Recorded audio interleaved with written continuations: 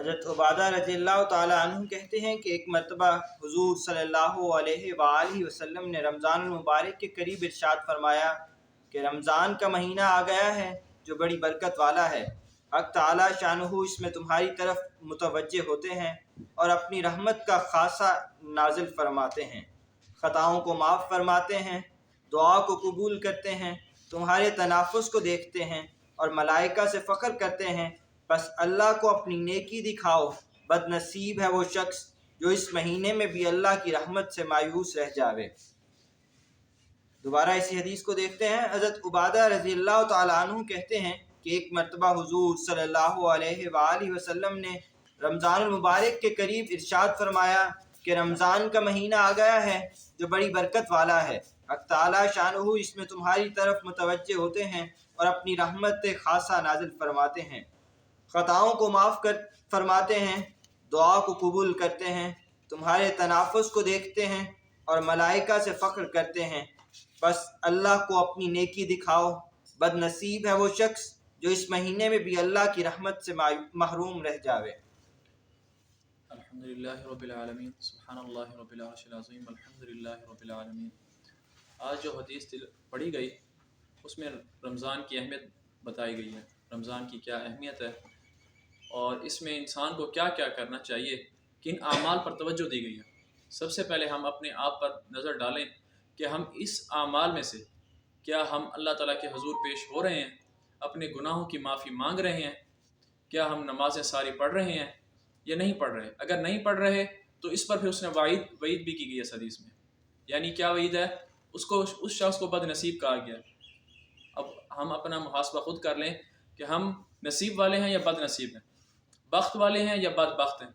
اپنے آپ کو دیکھیں، 5 وقت مؤذن اذان دیتا ہے، ہم میں سے کتنے جاتے ہیں؟ ہر شخص یہ دیکھتا ہے، کوئی خاص موقع دیکھتا ہے اور اس موقع پر اس پر کام کیا جاتا ہے۔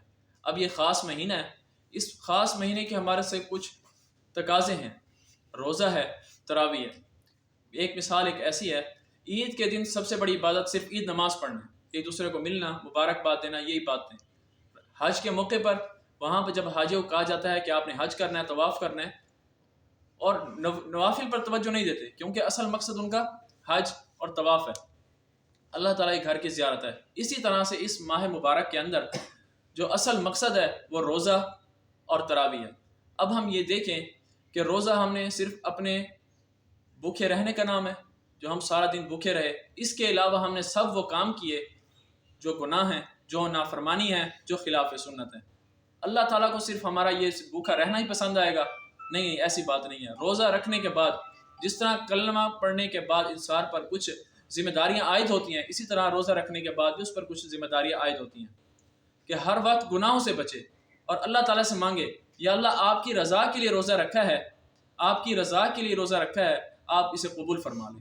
اگر آپ قبول فرما لیں، میرا ٹوٹا پھوٹا روزہ ہے، اور ہم اپنے آپ کو دیکھیں اسی روزے کے اندر ایک دوسرے کو گالی دیتے ہیں، جھوٹ بولتے ہیں، ایک دوسرے دشمنی، عداوت، بغض، ہر چیز، ہر کام کرتے ہیں، ایک دوسرے کو دھوکہ تک بھی دیتے ہیں، نماز بھی نہیں پڑھتے، ہر کام کرتے ہیں، لیکن اس روزے کا کیا فائدہ؟ اس بھوکے رہنے کا صرف کیا فائدہ؟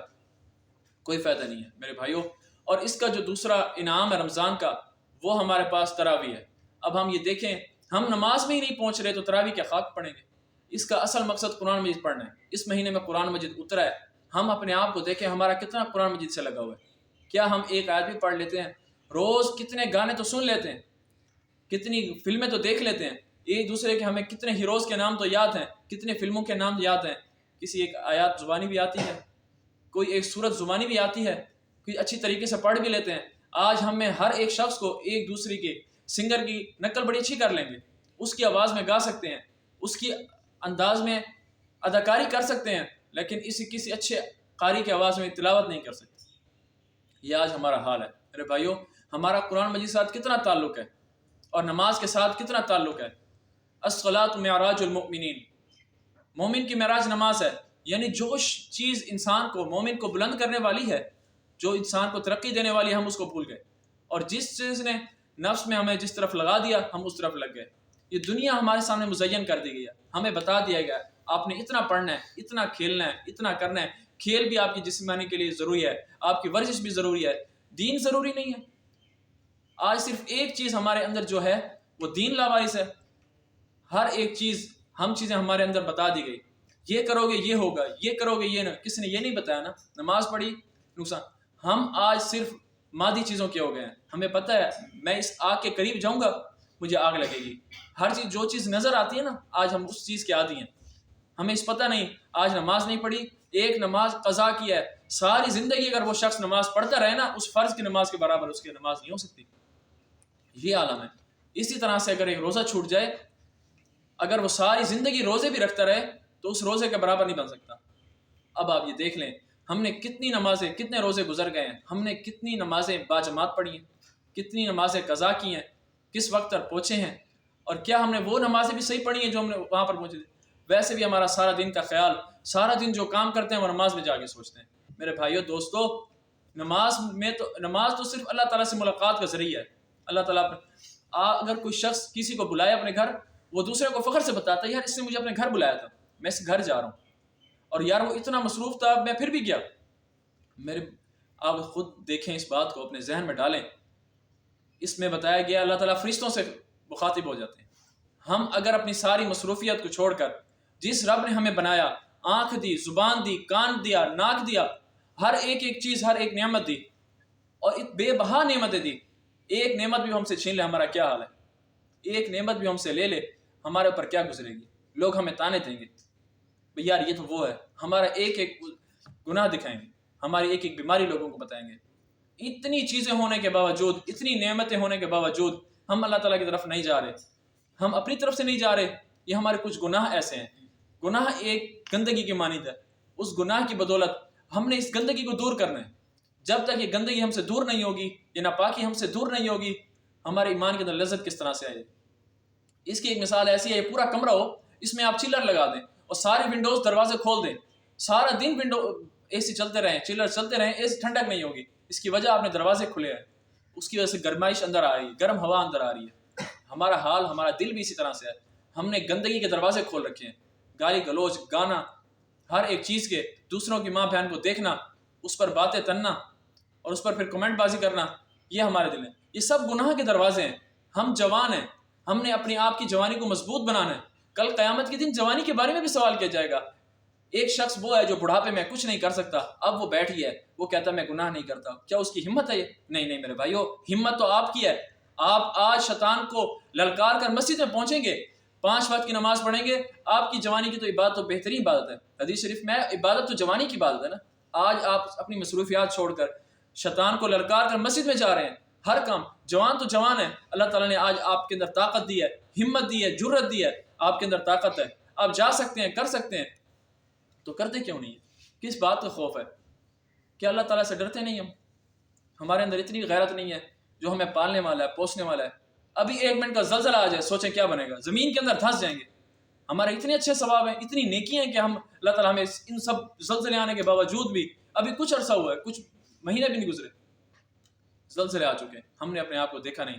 میرے بھائیوں، اتنا غرور ہے اپنے آپ پر، اس 2 ہڈیوں پر اور ناتوانا گوشت پر اتنا اپنے ہم غرور تکبر کرتے ہیں. مسجد میں نہیں جا رہے، وہاں کھڑا مؤذن اذانیں دے رہا ہے، بلا رہا ہے کامیابی اس طرف ہے، کامیابی اس طرف ہے. ہم کہتے ہیں نہیں، کامیابی اس طرف ہے، اس طرف ہے، کھیل کی طرف ہے، فلانی چیز کی طرف ہے. ہر چیز ضروری ہے، صرف دین ضروری نہیں ہے. ہم اپنے آپ کو دیکھیں نا، کہاں کھڑے ہیں؟ ایک دفعہ بھی دل نہیں کرتا کہ یار میں مسجد میں چلا جاؤں، تھوڑی دیر جا کے بیٹھوں.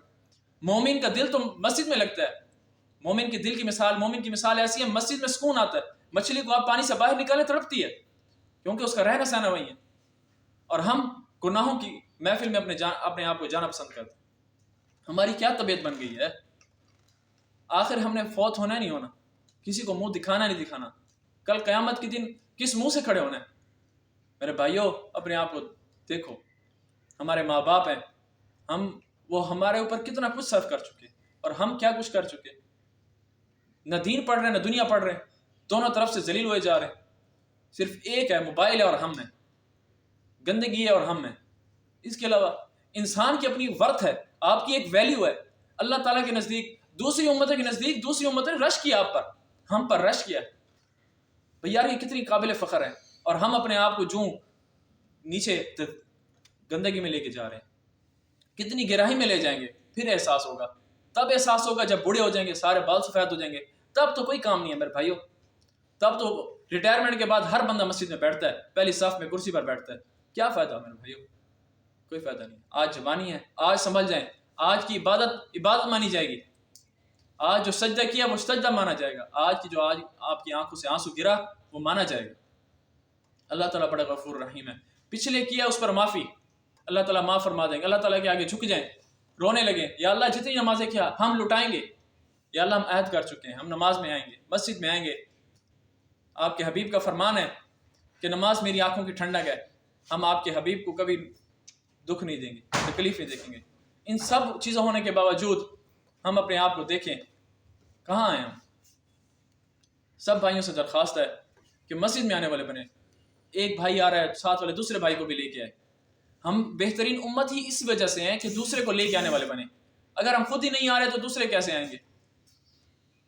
تمام بھائیوں سے گزارش ہے کہ مسجد میں آئیں، نماز پڑھیں، جماعت کے ساتھ نماز پڑھیں. اس کا بڑا اجر ہے. بجاہ النبی الحبیب الکریم. الحمدللہ رب العالمین والعاقبۃ للمتقین اللهم صل علی محمد النبی وعلی آلہ وسلم تسلیما.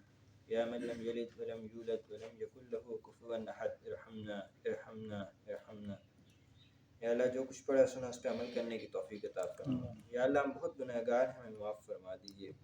یا اللہ جوانی میں عبادت کرنا پیغمبر شیوہ پیغمبری ہے. یا اللہ سارے جوان آپ کے سامنے معافی مانگتے ہیں، یا اللہ معافی کو قبول فرما لیجیے. یا اللہ ہم عہد کرتے ہیں آج کے بعد گناہوں سے جتنی ممکن ہو سکے پرہیز کریں گے. یا اللہ ہمیں استقامت عطا کر دیجیے. یا اللہ ہمیں نیکی کرنے کی توفیق عطا فرما دیجیے. یا اللہ آپ نے اس بات کو پسند فرمایا ہے کہ مومنین دین میں بھی اول آئیں اور دنیا میں بھی اول آئیں. یا اللہ ہمیں دین میں بھی اول آنے کی توفیق عطا فرما دیجیے اور دنیا میں بھی اول آنے کی توفیق عطا فرما دیجیے. صلی اللہ تعالیٰ علیہ خیر خلقہ و صحبہ اجمعین برحمتک یا